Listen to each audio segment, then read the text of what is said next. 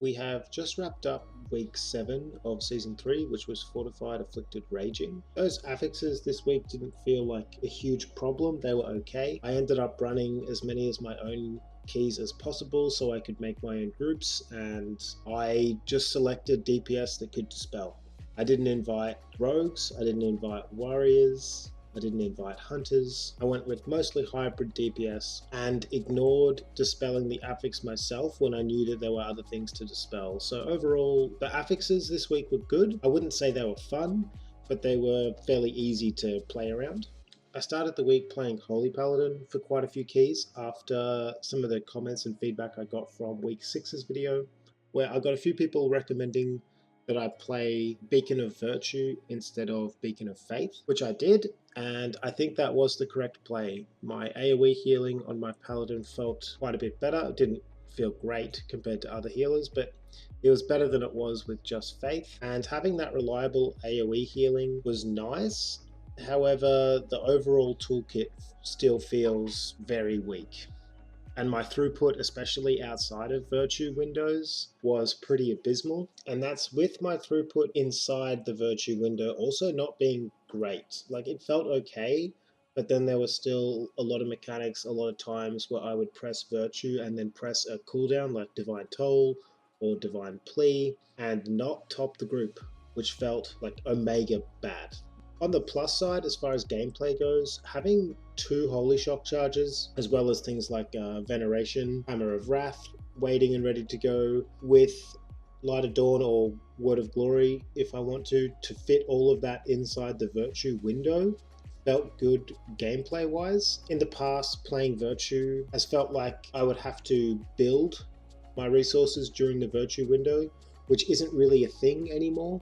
I can go into every Virtue with enough buttons ready to press to be like healing with every global in Virtue. So that felt good. But like I said, that felt good from a gameplay perspective, but from a performance perspective, pressing Virtue and then pressing the entire Virtue duration of just healing spells and still not topping the group makes Holy Paladin feel very numerically weak. The downside of Virtue that I didn't anticipate was that for some reason one of the Blizzard developers put a 10,000 mana cost on Virtue.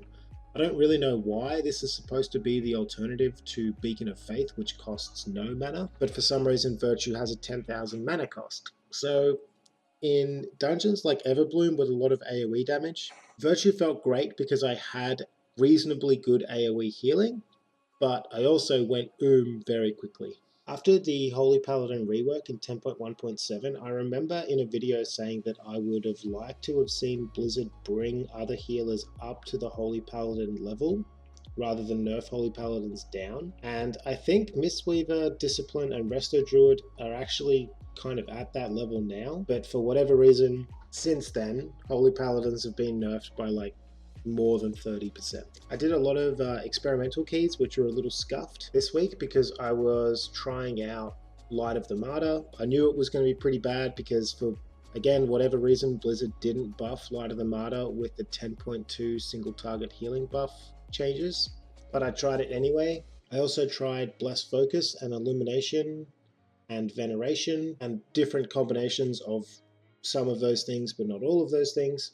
I found Veneration to be quite fun. It's a spell that I like, a style I like, but so incredibly numerically weak that it's hard to justify taking ever. Blessed Focus is the Glimmer can only affect one target, but it's buffed by 40% talent.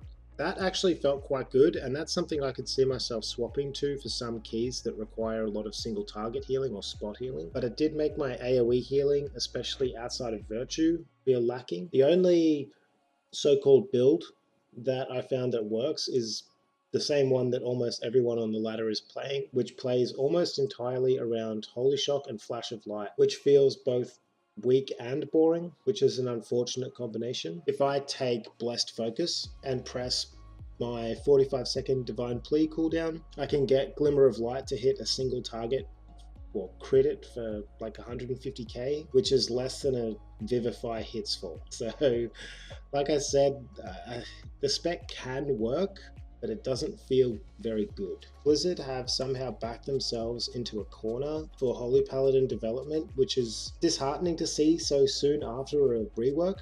But Holy Paladin is simultaneously, at least feels like, a pretty pathetically weak ability to move health bars. But because it has Devotion Aura and Merciful Auras and the DR passive on Glimmer and things like Holy Reverberation and Greater Judgment, their throughput on logs can be quite good, like even pretty OP, especially in raid. But their throughput from actually pushing the buttons and playing the spec is incredibly weak. Either Holy Paladin gets the disc treatment, where certain spells will be given different functionality or modifiers outside of raid versus inside raid, like Atonement got in 10.2, then it feels like the spec needs a rework again if it doesn't get that sort of treatment. I keep comparing my Holy Paladin to other healers and it always comes up short.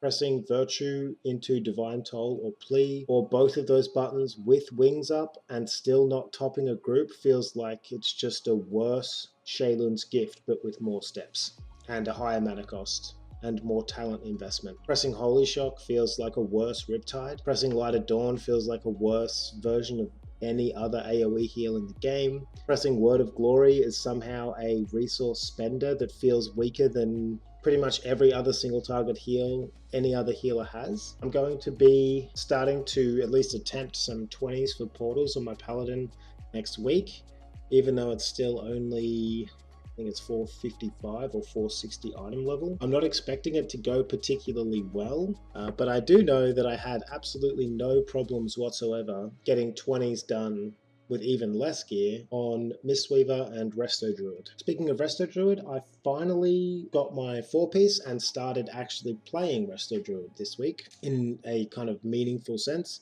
I think it started at like 425 item level, incredibly low, and I've just been spamming keys all week to try and get some more gear. And my takeaway from a week of playing Resto Druid is that it feels almost comically overpowered, especially compared to something like Holy Paladin. I didn't think Holy Paladin was that far behind other healers last week or in previous weeks. I was of the opinion that a small aura buff or buffs to, let's say, Holy Paladin spenders, and they would be brought up to a fairly competitive level. But after playing Holy Paladin at the beginning of the week at 460 item level and trying to make adjustments in my play to perform a little bit better here and there, cycle my cooldowns a little bit more effectively in some places, to try and eke out as much healing as I can out of the spec, and then logging over to a Resto Druid that has 30 item levels less than that, and it already feeling better. It's cemented my opinion that Resto Druid, Mistweaver and Disc are just the kings of Mythic Plus healing at the moment. During the 10.2 PTR, I talked about how Resto Druid was changing with the set bonuses coming this tier, and how it would be possible to play Resto Druid without spamming Rejuv, without even pressing Rejuv in my case, and playing it as still a hot-based healer, but less of a ramp healer with a lot more front-loaded or direct healing. And that's what I've been playing around. I've built around Grove Guardians, Life Bloom, and Regrowth, really. I don't know if it's optimal, but it is what I've been playing around and really enjoying and have found to be very strong. Nourish is 30 to 40% of my healing in each dungeon, and that comes from the 2-piece bonus giving my Grove Guardians a cleave on the Nourish they spam, so it hits 3 targets, and my clear casting procs with Regrowth, proccing a Nourish on 3 targets as well. It's a huge upgrade to Resto Druid's healing profile, at least. I also think it's just better throughput in general, but that playstyle and those set bonuses take away the reliance Resto Druid used to have on Rejuv and hot stacking, which I like. I have good debuff or single target healing, good spot healing, good AoE healing. I can do it all really without spending mana at all. And I've been healing 18s at 430 item level with PvP trinkets on. And my throughput, even in that terrible gear, feels high. I'm also not gemmed or enchanted or statted correctly, at least I wasn't at that item level. The only real difference to, I believe, my build and most of the druids on the top of the Mythic Plus leaderboards is that I take Invigorate and they don't. But I like Invigorate because it is a large amount of single target healing, which I can set up quickly, particularly on debuff targets. It's a 20-second cooldown. I can alternate that with Cenarian Ward on a 30-second cooldown, which means I can have a pretty powerful single target healing button to press on pretty much every ability, debuff in particular, that has to be healed. Every Etch, every Thorns Cage, every Drowning debuff, every Chrono Fade. Resto Druid has been so strong for me this week that I accidentally healed a 24 at like 440 item level, I think, because I forgot to lower it to an 18. And I didn't realize until I got to the last boss. The only part of the Resto Druid toolkit that feels lacking to me at the moment is my damage. And that's because, well, I'm not playing it well enough to get a good amount of damage from the spec. I should be, I believe, in cat form most of the time. But I'm hoping that's something that will come as I get a little bit more gear and familiarity with the spec. After Resto Druid towards the end of the week, I jumped on Holy Priest for a little bit. I don't have any footage of Holy Priest for this week because I'm a little ashamed of it. I had to apologize after a key for how many times I died. It was a 20 Blackrock hold. Now all of my healers are pretty under-geared. Most of them are 460 or lower. So deaths here and there, or at least the one-shot abilities, I'm used to them being quite scary. Now, not all the times I died on my Holy Priest were my fault. I mean, that's pretty much always the case. Sometimes it's your fault, sometimes it's a little bit of everyone's fault. Usually everyone, myself included, can play a little bit better. The main issue I had is that if I was on, at least I feel like if I was on any other healer, I wouldn't have had those problems. I would have lived through the same situations with one button pressed that killed me on my Holy Priest after pressing 3 or 4 buttons. I started doing 20s for portals, and I stopped because Holy felt so bad. Now, I didn't fail the 20s. Throughput and damage on Holy Priest was fine. Damage actually felt pretty good. And I think Holy is probably one good change away from being fairly competitive with other healers. My hope is that the old Divine, I believe it's called Divine Insight, comes back. It's the old talent that used to proc a buff that made your next Prayer of Mending automatically bounce around and use all of its charges. I don't necessarily know if that's something that Holy actually needs back, but the point I'm trying to make is that Holy Priest feels, their healing at least actually feels quite good. The set bonus gave me a lot more Holy Words to spend, and having Amalgam has meant that I don't really have any mana problems. So it is quite a fun healer to play, healing wise. My issue is the survivability. It's horrendously bad. There were many times where I could have lived if I and the group were a little more coordinated, but there were also a few times where even on a fortified 20, which is not a hard or difficult key even for a little bit under-geared characters, I would press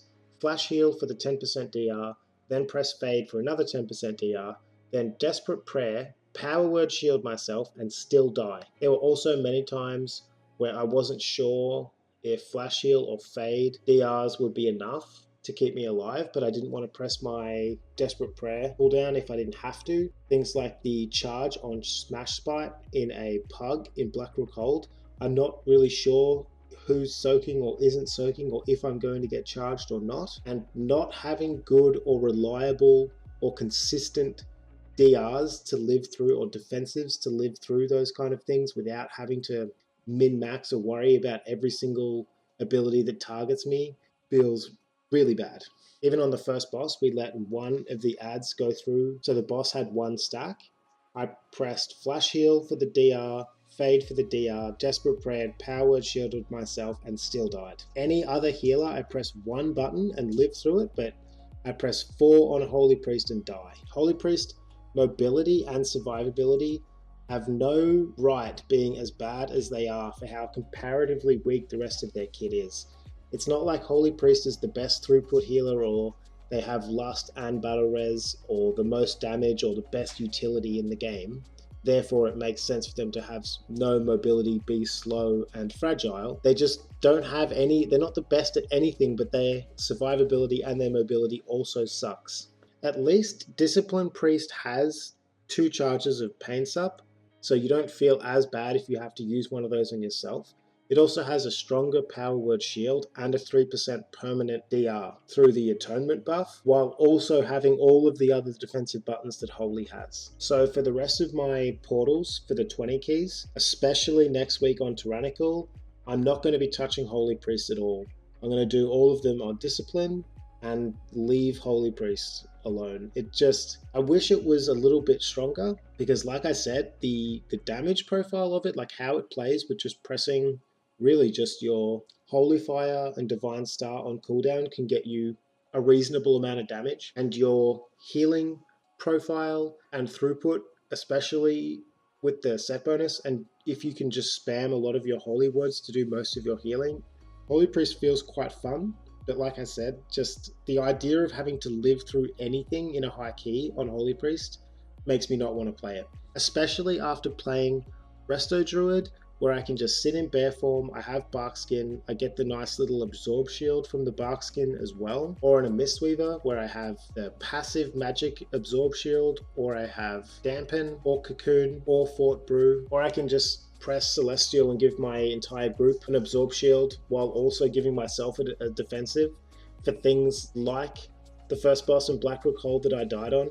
It's kind of insane how some healers just have really good cooldowns and others have terrible ones. Over the next week, maybe two, I will be ideally getting my 20 portals on every remaining healer, most of them probably on Tyrannical, and then I'll be, I guess, comparing, or at least talking about which healers I think are the easiest or most beginner friendly to get into healing and to get your portals. If you've made it this far, algorithm stuff, and thanks for watching.